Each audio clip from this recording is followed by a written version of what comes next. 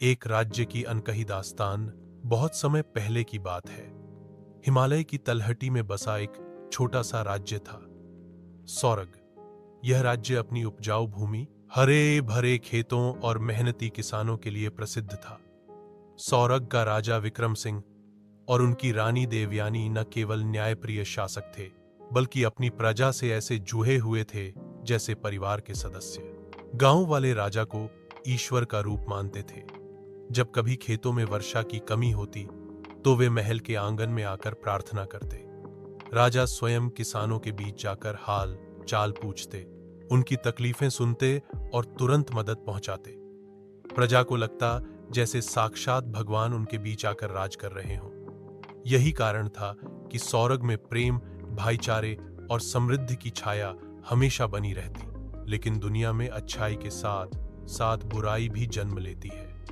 उसी राज्य की सीमा के बाहर एक भटका हुआ व्यक्ति रहता था। उसका नाम था कलनाद। बचपन से ही उसने हिंसा और छल को अपना साथी बना लिया था।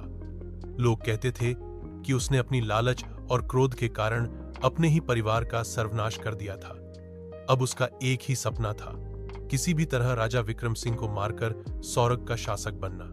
कलनाद को लगता था कि अगर वह गद्दी पर बैठ गया तो उसके सामने पूरी प्रजा सिर झुकाएगी। लेकिन उसे यह भी पता था कि प्रजा राजा को भगवान मानती है। इसलिए उसने एक षड्यंत्र रचा। रात के अंधेरे में वह महल के पहरेदारों से बचकर अंदर घुसने की कोशिश करता, लेकिन हर बार पका जाता और भाग निकलता। धीरे धीरे उसने महल के भीतर कुछ लालची नौकरों को अपने साथ मिला लिया। उन्हें धन और सोने का लालच देकर उसने कहा, बस एक बार मुझे राजा के पास पहुंचा दो, फिर मैं तुम्हें राज्य का सबसे बड़ा इनाम दूंगा। दूसरी ओर